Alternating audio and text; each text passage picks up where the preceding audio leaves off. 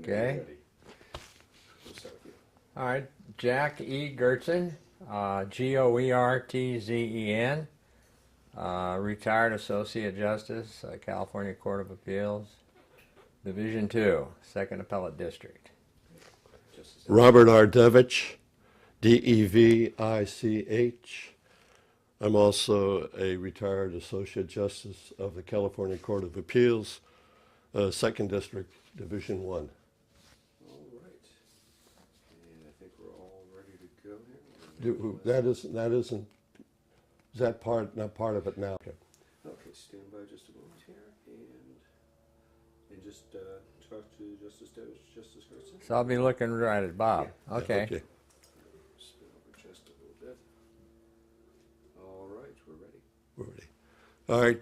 Good morning. Good morning, Jack. Good morning, Bob.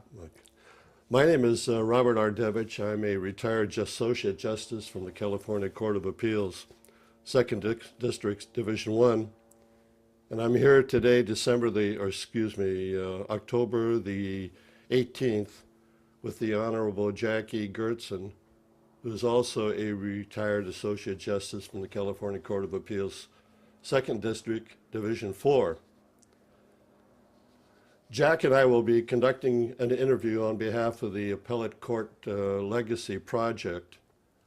And this is a project that is seeking to capture and preserve the history of the California Court of Appeal and their justices from the perspective of the justices. And Justice Goertzen has graciously consented to this interview in order to offer some of his comments and feelings in support of the Legacy program. And having said that, good morning, Jack. Good morning. Okay. As longtime friends, Jack and I, we're going to forget the formalities of justice, of any formal titles. We're going to refer to one another just as Jack and Bob. However, I think before we do go into discussing your legal background and judicial background, I think it should be commented that you and your family had just gone through a terrible period of sorrow and sadness at the loss of your wonderful wife, Fro, Right. within the last month. Correct. So I was just wondering initially, Jack, if there's some comments that you would like to make about Fro and your marriage with Fro. I think that would be interesting. Well, of course, we were married for 48 years. She passed away on September 15th, a little over a month ago. And she was married to me during my whole career on the court. We were married in 1959, and I went on the court in 1968, the municipal court. And so she's been there. She was there throughout my career. So she lived through the highlights, any lowlights that might have occurred, and we did it together. Of course, as you know, Bob, you lost a wife a few years back, and so we share that not such great experience, and what a terrible loss it is. So, yeah, it's a rough go at times. Yeah. Well, I think everybody remembers Fro as a very energetic type of a person and with a good sense of humor. And whenever you saw Jack, you saw Fro. When you saw Fro, you saw Jack at all the different functions. And you mentioned something at her service regarding her humor. Yeah. About why don't you relate that to us? Well, yeah, I was asked by my kids. They wanted me to say a eulogy. I wasn't sure I could get through such a thing, but it turned out I could.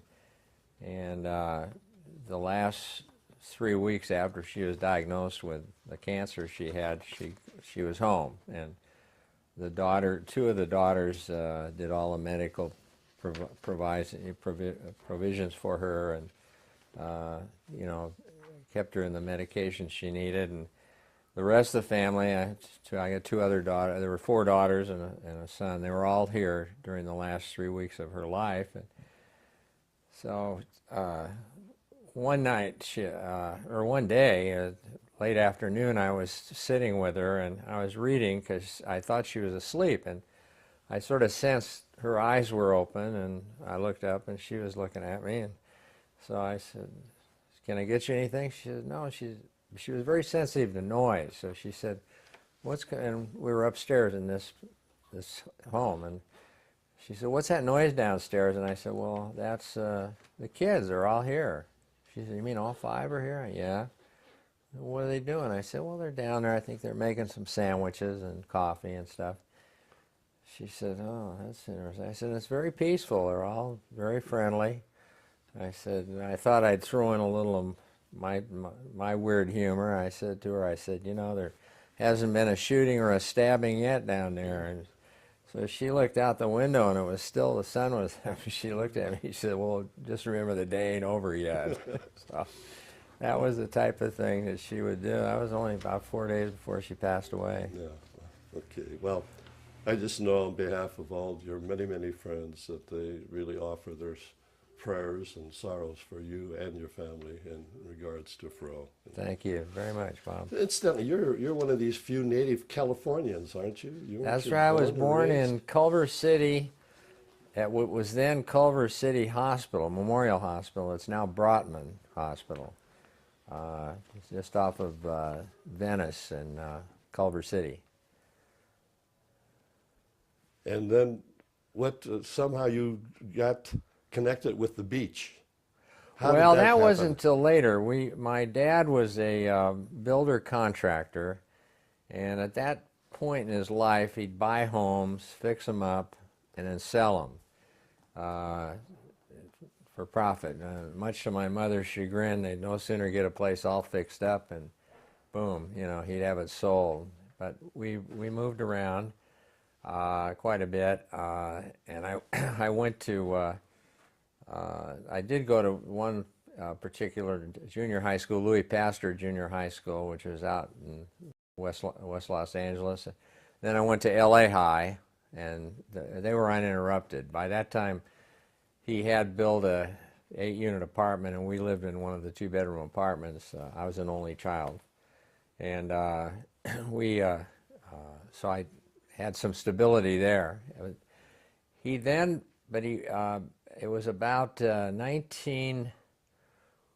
was 1941, during the time when he was building it. He made a purchase of a place down here in Laguna Beach, and we came down, we were driving down, in fact, December 7th, 1941. I was 10 years old. We were driving down the coast, and we had a friend with us, a friend of my dad's, and I couldn't understand all of the hullabaloo they were making over the radio, and it was a Japanese attack of Pearl Harbor. But anyway, he had bought a home that's south of this place right here, and I think he paid the munificent sum of $14,000 for it, and it was quite a large home on a double lot, and we lived here for 2 years at that time, to 1941 through 43, and he sold it and made a killing. He sold it for $21,000. So. And I kind of wish he'd hung on to it and given it to me, and I had it today, because the way property is selling here in Laguna, even now with a lull in the market, it's still selling for huge amounts of money. But, yeah. Well, you went into the service, into the Army, didn't you, Jack? I went into the service in end of '53, and in the Army. I was stationed in Oklahoma. And the Korean War ended just when I finished basic training, so I ended up not getting sent over, and spent my time in Oklahoma, and for a year and almost 2 years, well, about 21 months. Okay. Then after the Army, did you come back and then go to school? No, I was in law school when I got drafted. I was in a draft board in an area where the first deferments went to married people, and the second deferments went to undergraduate people, and third deferments went to graduate students. Well, I was considered a graduate student. I had a year and a half in law school, and we had a lot of married guys and a lot of undergrads, so they got first deferments. So I ended up in a pool that got drafted. And, So I did my service, and then I came back and completed law school. What was your undergraduate school and what was your law school? I went to both USC undergrad and law school. 48 to 52 undergrad, and 52 to, I graduated in 57 because of the Army interlude from SC Law School. So then what happened after you graduated from law school? Well, about within a week after, I studied for the bar for 3 months, as we all had to, and I think it was a week after the bar was over, I got offered a job with the State Attorney General's office. Bonnie Martin, whom you may met, Sure. we were on the Superior Court together, all of us. Bonnie Martin worked for the Attorney General's office, and she pointed out it was a real hiring, it was a market for young lawyers to get jobs in, and so I came down and interviewed and got hired right away, and I was there my entire legal career until I went on the bench. In what department were you basically in for the Attorney General's office? Well, I did criminal appeals, which was kind of neat. It took me into the appellate courts. The Attorney General would handle the respondents, or the state. We would represent the state. The district attorney would prosecute, get a conviction. The defendant would appeal.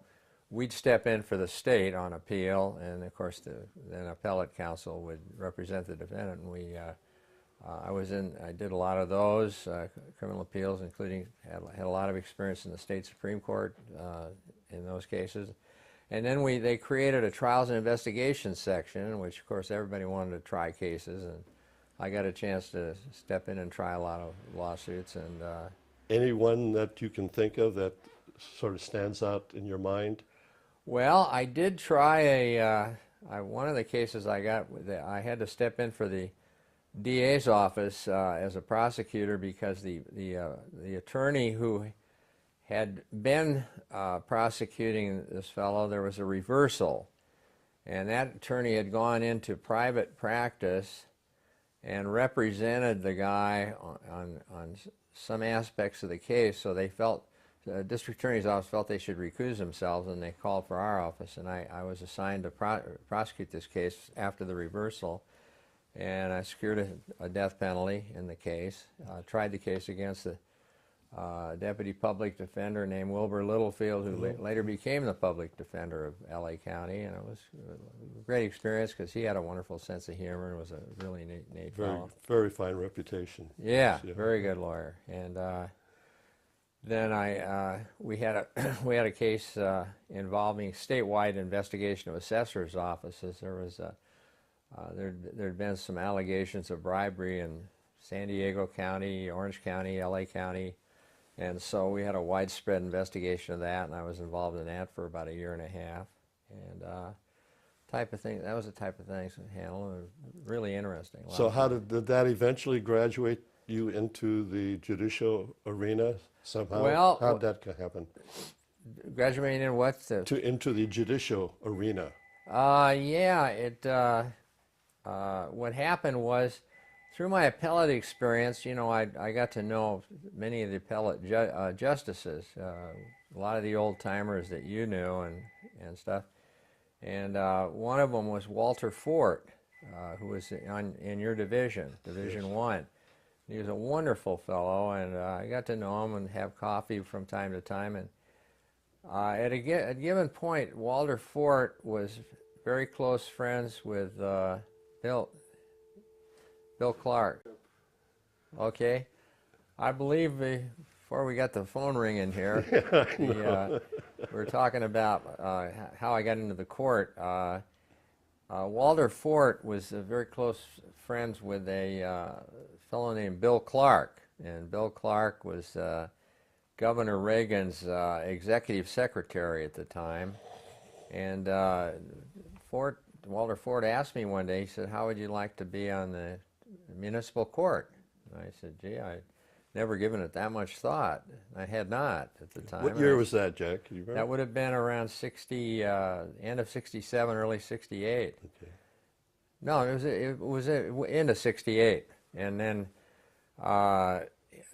he called me up one day and he said he'd talked with Bill Clark, and he said put in your application, which I did, and sure enough, there were several vacancies in the municipal court, and I got appointed in, I believe it was September of '68, and it was really quite nice. And how long were you on this municipal court? 2 years, 2 years and about 2 weeks, because during that time, toward the end of the 2-year period, I got a call from Justice Fort, and he said, you know, there's some the vacancies coming up in the Superior Court, so, you know, be sure you've got your application on file and lively and, you know, to be considered. And sure enough, I got a call and got elevated to the Superior Court in 1970, November of '70.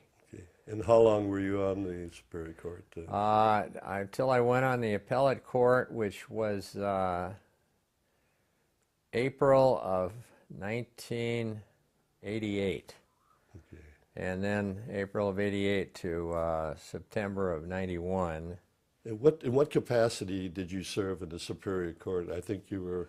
Well, I started out in criminal, as most of the judges did at that time. And I was in Long Beach for a couple of months, and I was in the Valley for a few months. And then I finally got brought downtown, and I was in that pool. And I served on criminal till 1976, when I requested and got a civil assignment. So I moved over to civil, and then I was on civil for a number of years, and then I decided to run for the assistant presiding judge of the court, and that would have been 85. And I got elected to that spot, and then 2 years later I was elected presiding judge until I was appointed to the Court of Appeal. Any cases that you can recall from your Superior Court days that sort of stand out? I recall we had a trial involving a fellow named Vaughn Greenwood, who was quite a vicious fellow. He had 2 sets of trials. I had the robbery case, a series of robbery cases. One of his victims was Burt Reynolds, and the actor, and who came to court to testify. And that day, the court was packed with young ladies from all over. They'd all, you know, word got out through the court that Burt Reynolds was going to be there. So when I came out on the bench, here's, you know, 100 young ladies, and Burt Reynolds was sitting there, and I looked out and I said, "Gee, I didn't realize everybody wanted to come see me." You know, he liked that, but he was a very nice fellow. And then Vaughn Greenwood, he was later convicted of a series of murders that he had committed down in Skid Row, where vicious killing. So, but I had I guess a lot of cases. You know, hard sometimes to remember them all, sure. but a number of good. Who appointed you to Superior Court? Was it? Well, I was appointed by Governor Reagan to the municipal court and elevated by Governor Reagan. Okay. And then later, when I went to the Court of Appeal, it was Governor Duke-Majan. Okay. When you were appointed to the Court of Appeal by Governor Duke-Majan, did he call you for your appointment? Did his appointment secretary call you for your appointment? No, he called me. Did Governor and did he tell you why he was going to appoint you to the Court of Appeals? Well, he just said he'd heard a lot of nice things about me, and was aware of my career on the trial court, and he thought that I'd make a good appellate appointment, and I thanked him, and that was it. It was Any cases? Who were you appointed with? While to the Division 4, who? I did you sit think with I at that was, time? well, I wasn't appointed with him. I joined Yes. the division. Arlie Woods was the presiding judge of Division 4, and the associate judges who were there before me were Gene McCloskey and Ron George, who later went on to become Associate Justice and then Chief Justice of our state Supreme Court, where he serves today. So it was a Were nice they division. the same 3 with you when you Yeah, finally retired? They were on. They were on that court until I retired. I was retired the same day that Justice George became Associate Justice of the State Supreme Court. Did you recall any cases while you were on the Court of Appeals that sort of stood out? Well, I had we had a interesting tax case of all things. Tax was never one of my long suits, and that I was super interested in because it was kind of a boring subject, except to somebody that really was into taxes. But I had a wonderful tax case with Paul Newman, and it involved his work in a movie called The Sting.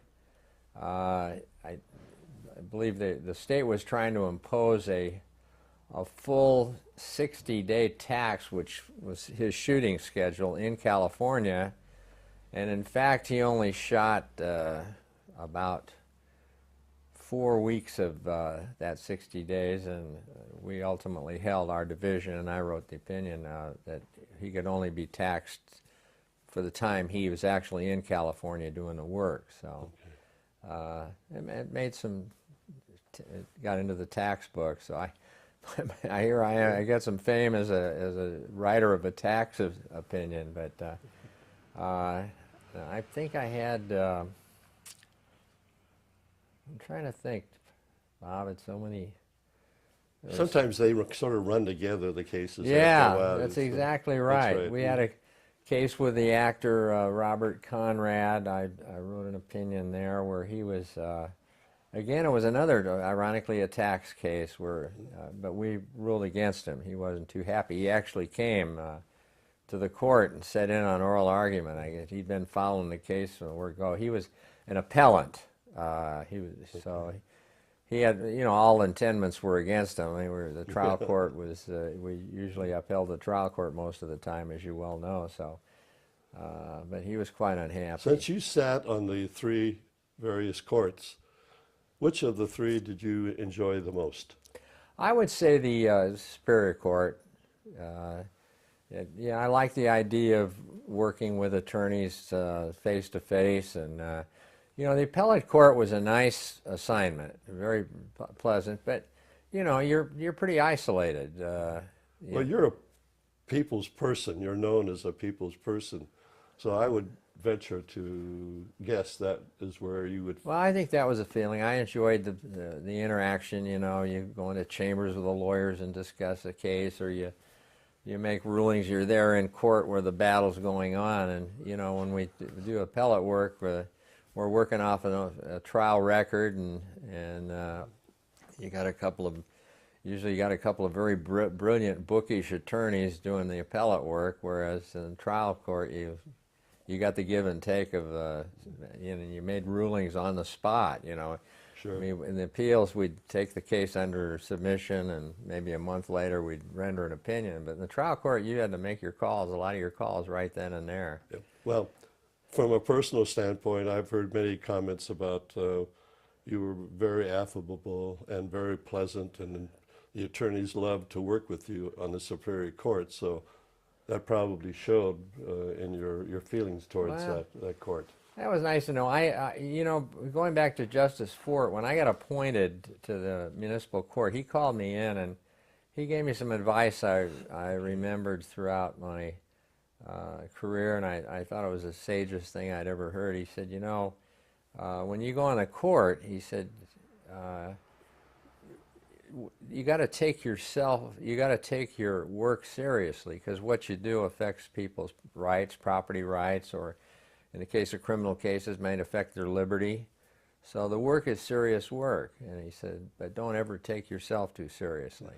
And I always remembered that, and I always thought, I knew, I'm sure you did, some very tense, uptight judges, that were always on the edge of their seat, and that wouldn't be much pleasure. It's better to just sit back, enjoy it, make your calls, but you don't have to be so serious that you're tying up your insides and getting uncomfortable, and maybe not even getting on well too. Sure. Did something interesting happen when you were on the Superior Court and you were going to go to the Court of Appeals that involved the University of Southern California band? Oh, well, no, that was, what that was, when I was elected to, after my 2-year stint as assistant PJ of the court, it was pretty automatic that you'd be elected then for 2 years as presiding judge. And I had a very good friend that I went to law school with, Irving Pfeffer, who was a private attorney at the time, and Bill Rudder, who's author of all the Rudder works that we all are familiar with in law.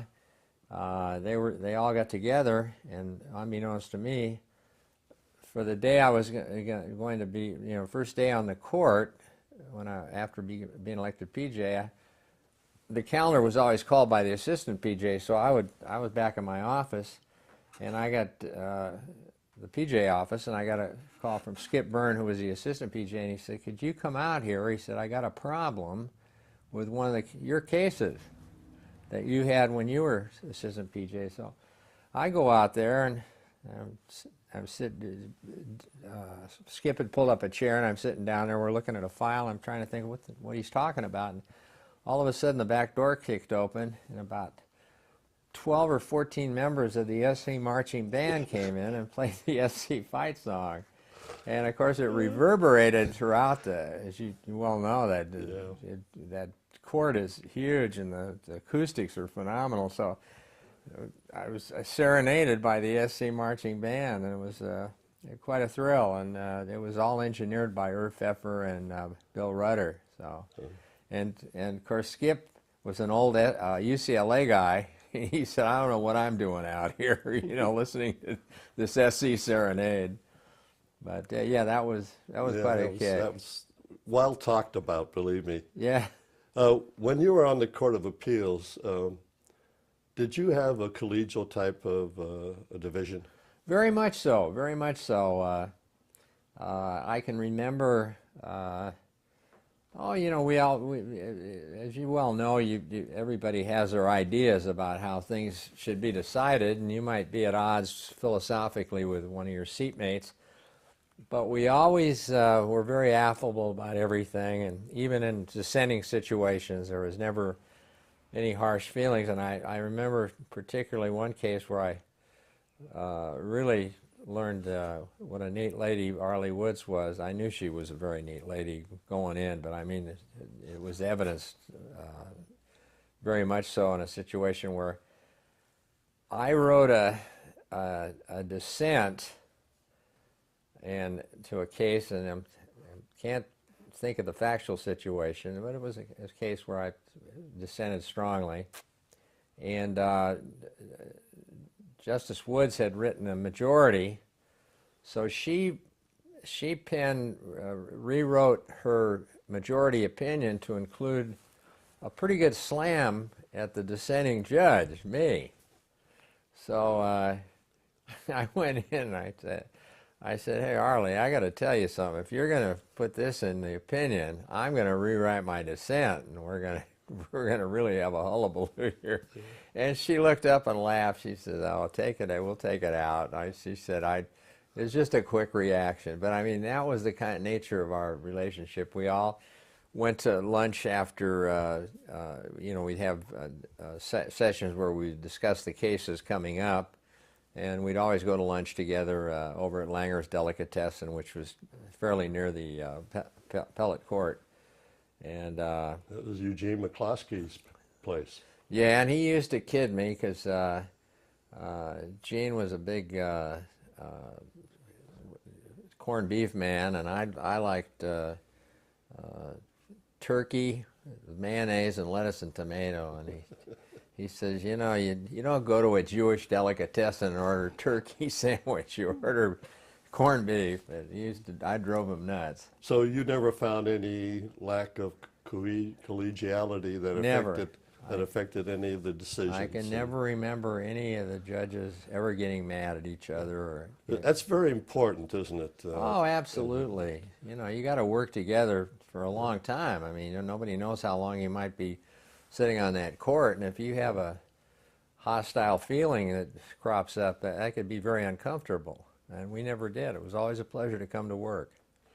Can you tell us then why you retired from the Court of Appeals when you did, and when did you do that, Jack? Well, I was appointed to the bench, I believe I was 36. No, I just turned 37 when I got appointed.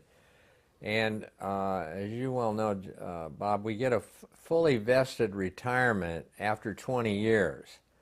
However, to start drawing a retirement, you have to be 60. So I had a fully vested retirement at the age of 57, and they take about 8.5% of your pay per year for the retirement, and that deduction goes on as long as you're on the bench. So from the time I was 57 to 60, I was still contributing to the retirement, even though, and you know, 8% was a substantial chunk. Even though I would not benefit any by it, because my 20 years was up, and when I was 57, my percentage was fixed at 75%. So I just decided after I'd reached 60 that, you know, I enjoyed it very much, but you know, there was some financial consideration to be thought of, and plus, I'll be honest, the market at that time was very lucrative for private judges. You know, either working independently or going with one of the groups like JAMS or you know, Is that what you did Bar after Fox's group. Is that what you did after you retired? I did. I went into. I did independently private judging for. Oh no! First of all, when I retired, I decided. You know, I had been assistant PJ for 2 years, PJ for almost a year and 3/4, and then 3.5, almost 4 years on the appellate court. I hadn't been in a trial court in a long time, so I called up. I can't remember who the PJ was when I retired, but I called and he said, "Why don't you come join us? Sit on assignment." And they'd opened courts out in the what they call the Commonwealth Building, west of the downtown area, and they assigned me. I sat on assignment for about 6 months.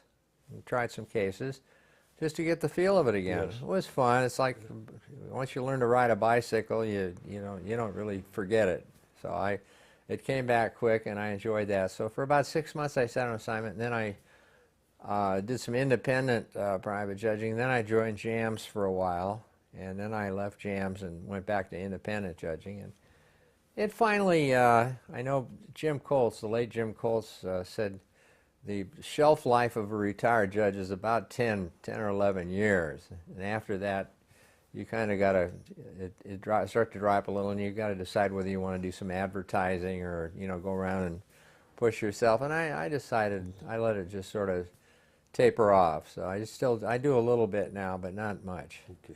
Do you have any particular feelings or thoughts about the practice of the law today as it pertains to counsel, the courts, the relationship between counsel and the courts, and counsel and counsel? It's just, do you have any feelings? Well, I think, you know, it probably, I hear a lot of the old-time lawyers talk, the guys we knew when we were practicing in the trial court, and they seem to feel that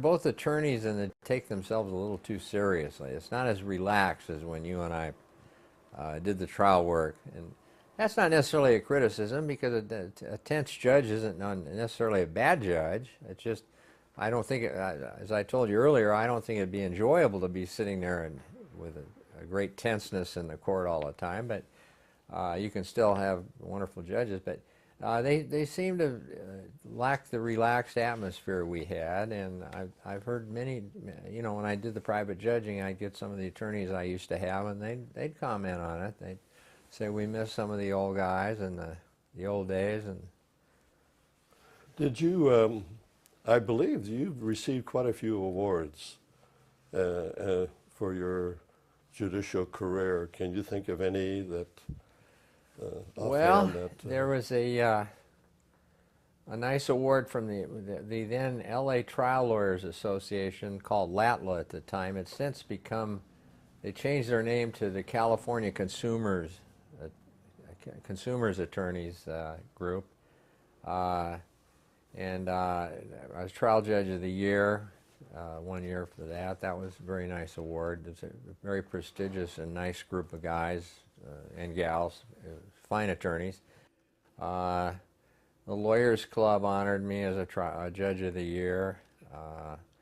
I got an award from the Valley Attorneys Association, San Fernando Valley group. Those are the type of things, and they're nice to have because they're from your peers. I mean, well, I'm not a lawyer, I'm a judge. They're your peers, they're your fellow practitioners, because you're practicing your judging and they're practicing their lawyering together. Well, not only were you a lawyer and a judge, but you were also one who was known to possess a great sense of humor and a great storyteller. And I think that you served as MC for many roasts, functions, bar association things, and that you've worked with some interesting comedians throughout your life. Can you tell us something about those, and who may have been the greatest comedian that you ever worked with, and something along that line? Yeah, I got into that. One time when I was still on the Muni court, they were going to do a little roast of Charlie Hughes, who was a presiding judge of the municipal court at the time. He later was on the Superior Court with us, but so they needed somebody. They wanted to present something special to him. He loved. He had a hobby. He saved firemen's hats. He had a collection of firemen's hats, pretty extensive, about 25 or 30. And so they had secured an L.A. firefighter's hat, and I was to present it to him. They asked me to present it to him, and so I worked up a little committee because I'd known Charlie for a long time, and I said, this gives me a chance to thank him, because when I went on the municipal court, I'd been trying some, pretty substantial cases, and Charlie was the PJ when I went on, and he welcomed me, and he told me, you've got a wonderful reputation. You're a really good trial lawyer. You're trying complex and serious cases. And he said, I got just the spot for you in the municipal court, which he promptly assigned me to the drunk tank. So I said, now I'm going to get back at him. But which incidentally was a fun assignment. I was 3 months I was assigned in that drunk tank, and it's a good experience. I can honestly say I think the municipal court was a great place for judges to start, because first of all, you don't come on the court and you're blessed with superior wisdom. You've got to develop a way of handling trials, and if you give some poor drunk 12 days instead of 10 days, it's not the end of the world. Whereas if you give him a state prison versus a county jail sentence, that can be a substantial difference. And so, at any rate, I got into that, and from then on, we had a lot of groups. There were we'd have functions, retirements, judicial retirements, and legal functions, and I started doing some MCing, and It didn't seem like it was a great party unless you were the MC. Well, it was fun. I enjoy the work, and I had a chance to MC a dinner for the great test pilot Chuck Yeager, which was a big thrill, and I worked with Pat Buttram, who is quite a funny guy, and some of the old-time comedians. Milton Berle was there. He was kind of a pain in the neck, I don't mind saying. He was a pretty ego guy. He didn't want anybody telling jokes that he didn't know what they were going to be telling, because it might be something he wanted to tell, and stuff like that. But I think the most fun fellow I worked with, I did a retirement LAPD fellow who had been in the Attorney General, been an Attorney General investigator after he retired from the PD, but it was, and his son was retiring, Lou McClary, and among the fellow roasters were Bob Newhart, who was just a super fellow to work Yeah. with, and a lot of fun, and had a great sense of humor. So I was lucky to be exposed to those guys. Well, as you look back now in your career, do you feel that your legal and judicial career had any sort of rewarding effect upon you and your family? And on the converse, did it create any hardships for you and your family? No, I think it was a very rewarding thing. I know there's a lot of people, felt judges weren't being paid enough. I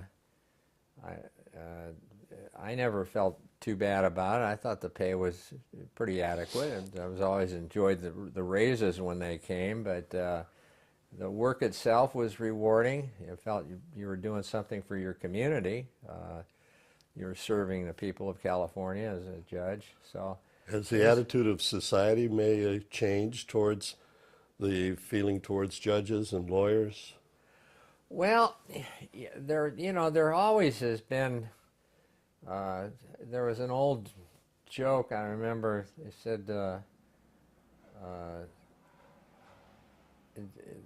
joke that said, what they call a busload of lawyers going over a cliff with one empty seat, a tremendous waste of space. And there was a rash of jokes. In fact, the state bar, at the time, a fellow was speaking out. He said that we shouldn't have these kind of jokes. Well, a lot of us felt that's crazy to try. You're not going to get rid of humor, and the best way is to slide with it and accept it. But there are a lot of people that feel they were down on attorneys, just like there are a lot of people that get down on doctors when you start reading all the malpractice cases that crop up. So it's always good to know that there are a lot of attorneys that take their work seriously, and they're not out to drub the public. They're out to do them good and serve them well. And I think that's the answer to any hostile feeling. And anybody that has a bad experience and they feel the attorney caused it, they're going to be yelling about the lawyers or the judges. And You think the media has had any effect? the what? The media, has Well, it affected I the suppose attitudes? the media, they can get on a judge and a case, an attorney, and they're not always accurate in the reporting. They may feel that something was caused by a judge. There's those cases where sometimes a fellow that commits it usually involves in the sex crime area or pedophile cases. If the judge gives them too light a sentence, the media really roars, and sometimes maybe with justification. Maybe the judge really didn't think it out, and that he is somewhat remiss, but a lot of times too there may be good reasons. So I always thought it's up to the judge if he's rendering a decision, a sentencing or a decision in a case that he's deciding the rights of some people. He should spell it out real carefully and clearly, so that those people, a good reporter will pick it up and have the wording there, and it'll be out there, and the public can understand what he's done. But some judges will just say, all right, you go to state prison or you go to county jail, and don't talk. Don't say, well, this crime is going to give you a break here because you did this, that, and the other thing, or I'm not giving you a break because of the nature of your offense, that type of thing. So it should be spelled out by the... Okay, looking back over your career again, can you think of any outstanding individuals that you would sort of less call heroes that influenced you throughout your legal and judicial career? You mean people that I... Yes, that affected.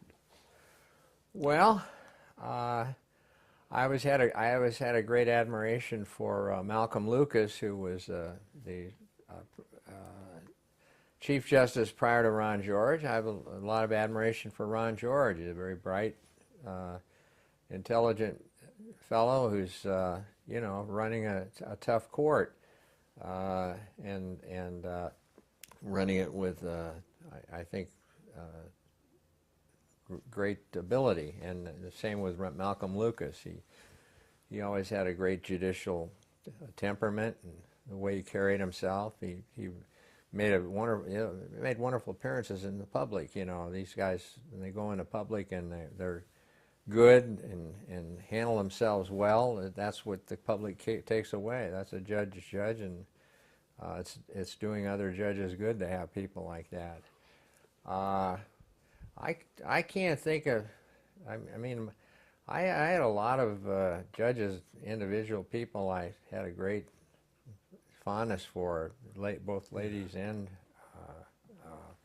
gentlemen judges, and not too many of them that I mean, there was obviously judges that weren't all that great at the job, and we all know that, but Is there anything that maybe you can add as far as what your vision is for the future as far as the court system is concerned that you would maybe like to see happen in the future to enhance the courts?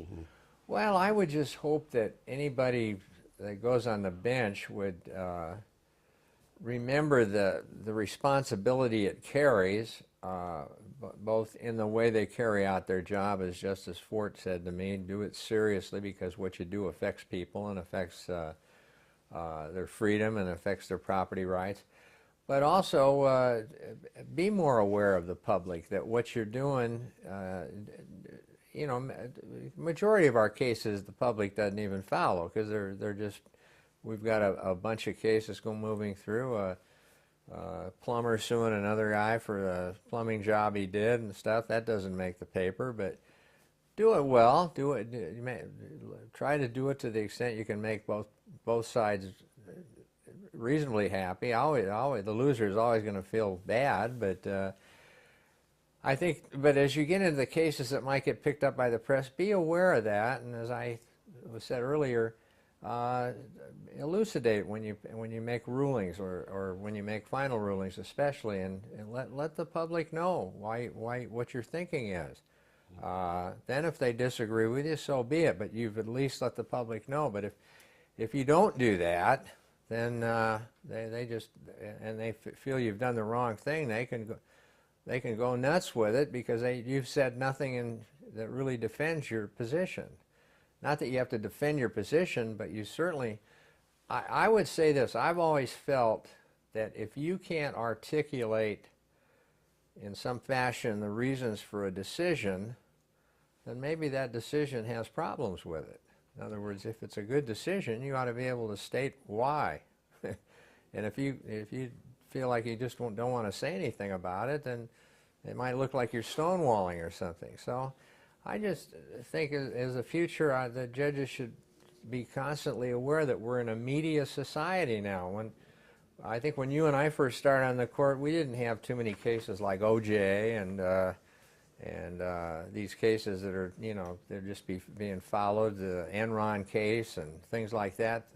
The press is on cases all over now, and they're a real media event. You didn't have programs like Court TV in those days. And so it's a media world. So I think you as a lawyer and a judge have to be aware of that and conduct yourself accordingly.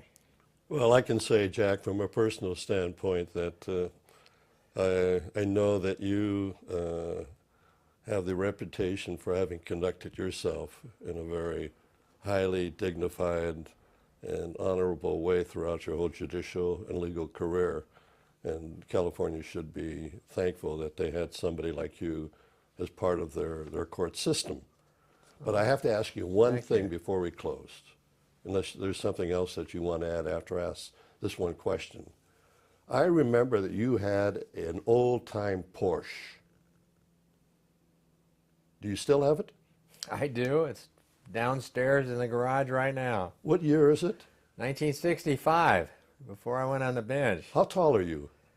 Well, I'm about 6'1½", but I've shrunken since I first went on the bench. Because I've been in that car with you, and I always wondered how you ever got in and out of that car. Well, ironically, the headroom in the German cars was a lot better in those days than the Japanese cars. I know my wife had a Nissan, and my head was right up against the ceiling. That Porsche, my head doesn't hit the ceiling at all. And I have to laugh. You have to learn how to slide in, rear end first, and swing your legs in. And what do you use for air conditioning in that car? Well, we used to kid around. We call it the 280 air conditioning. You've got two wind wings. You open them and drive 80, and that's your air conditioning. Okay, Jack. Well, we want to thank you on one hand, and then again offer our condolences. Okay, well, for- thank for you very Fro. much. And so if there's any more that you can add. I would only offer that, you know, for highlight cases, I'm sorry I couldn't remember more of the cases, but maybe that's a fact that a lot of the cases were just regular cases. You know, they weren't OJ cases or they weren't Enron cases. But I was involved in 2 pieces of litigation after I'd retired as a judge. I was on a panel of 3 settlement judges for Michael Jackson when he had a problem involving allegations against a young boy, and we settled that case for a substantial amount of money. I worked with, at the time, Jack Tenner and Bill Shetler, and we settled that case, and worked with the late Johnny Cochran, who represented Michael Jackson, who was a delightful person to work with, a very fine trial judge, and I mean, excuse me, a very fine trial lawyer. He was outstanding. And then the other case that I had spent over a year on was a case involving PG&E and alleged toxic exposure to a number of people who lived in a town called Hinckley. And I worked on that case with Jack Tenner and Harry Petrus, and that was a delightful case to work on. It later became famed for Erin Brockovich, the young lady who worked for Ed Masry, who the case started with. The actual trial judges on that were 2 of the best I ever tried a case with, Tom Girardi and Walter Lack. And then, of course, Julie Roberts played Erin Brockovich, so the fame came from that, not from us, but we had a lot of fun trying that lawsuit, and it was a very complex suit, but it was a very enjoyable You have some suit. good names in there. Yeah, that was a real highlight. Strong. And I people did credit. find this, one thing I found as I went through, when I went in and actually left the bench and got into the private judging, I really learned why they call what we do a practice, you know, because you do get better at it. You get more confident in what you do, and you feel stronger about things that you do as you go along. It's just the way it is, I guess, and I assume doctors feel that way too. So that's about it. There's nothing like experience. Right, exactly. Use it in the right direction. Exactly. So. Okay, Jack. Well, thanks very Enjoyed much. and God bless you. All right, Okay. thanks a lot, Bob. It was a pleasure.